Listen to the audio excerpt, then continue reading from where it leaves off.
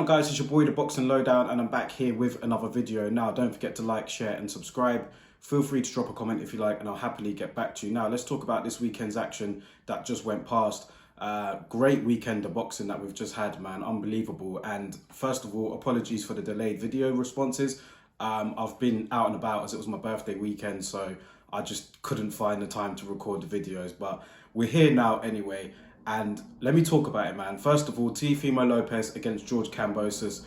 Unbelievable fight, man. And what a result.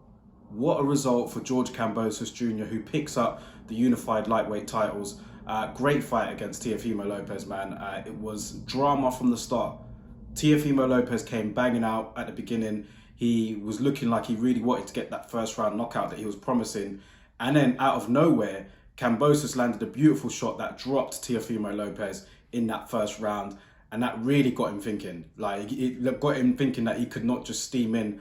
But for me, he was very disappointing, Figueroa Lopez, man. He was trying to load up a lot, There was no method to what he was doing. He wasn't setting anything up behind the jab, and he was just, it was a disappointing performance. I mean, he did take his fair share of the rounds, and he scored a knockdown of himself in round 10. And he had Kambosos really hurt. I thought he might take him out then, but going into the 11th, 12th, I had it even. After that knockdown that Figueroa Lopez scored on Kambosos, they had one knockdown each now. I had it even going into the 11th round. So the last two rounds were up for grabs. And for me, George Kambosos won both of them. He won both of those last two rounds, and he deserved the win. No doubt about it. I think it was 2 rounds up anyway. Can't remember what the score was, but I had Kambosos winning. So when I saw that he got the result, I was really happy for him. I'm not going to lie, I was hoping he'd get the win anyway. And I'm glad for him. I'm glad for him, man. He lived for this moment. He was a huge underdog, and he got the win.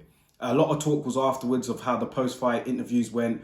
Figueroa Lopez kind of gate crashing Kambosos' interview, saying that he felt he was robbed, said that he won 10 rounds to 2 and all this stuff. It was just really poor sportsmanship for me, man. And hopefully when he goes back and sees the video footage of the fight, if he is going to watch it, then he'll realise that he's way off with that. I mean, it was a good fight. It was a close fight. Could you make the case for a draw? Maybe. A Figueroa Lopez win? Absolutely no way. Not for me. It wasn't if Figueroa Lopez was to win, I guess it wouldn't be a huge robbery. But no, I just thought, no, Kambosos won this, and I'm glad that he got the decision. For me, I'm glad that he got the decision. I thought he was a well-deserved winner. Now, there was also some other action in the States, and that was Stephen Fulton against Brandon Figueroa. Now, this was another great fight to look forward to. It didn't have as much of the publicity as Figueroa Lopez and Kambosos, but it was one of those fights that you tune into. I mean, 2 unbeaten bantamweights, super bantamweights, and yeah, this was one that was going to be a really good scrap, and it delivered. Do you know what I mean? It was one of the better fights this year. It was probably just as good as Figueroa Lopez against George Kambosos. I mean, both guys were trading leather. I thought that Fulton's shots were cleaner, probably more precise. Brandon Figueroa did have a lot of activity, but some of them were arm punches for me. And I thought that Stephen Fulton did enough to deserve the win as well. I think that Brandon Figueroa, because he also gate crashed the post-fight interview afterwards, Fulton's interview with Jim Gray, and he felt that he was robbed. Now, I don't think that this was a robbery, but I do think that Figueroa had more of a case of winning his fight than Figueroa Lopez did of winning his one against George Kambosos. I thought that Brandon Figueroa could have had more of a shout. It was a difficult fight to score, but for me, I just thought that Fulton edged it just with his more precise work. I just preferred what I saw in the eye from him rather than Figueroa. But listen, it was a great fight, all-out war, and both men deserve a lot of credit. Both men can hold their head high, and it'll be interesting to see where they go next. As for Figueroa Lopez, I think that he'll move up to 140. He was already complaining about the weight at lightweight. And with George Kambosos, man, I mean, he's a real winner because there's so many people that are calling him out. He's got a lot of options right now, and fair play to him, man. I think that he could have a big fight in Australia if that is permitted.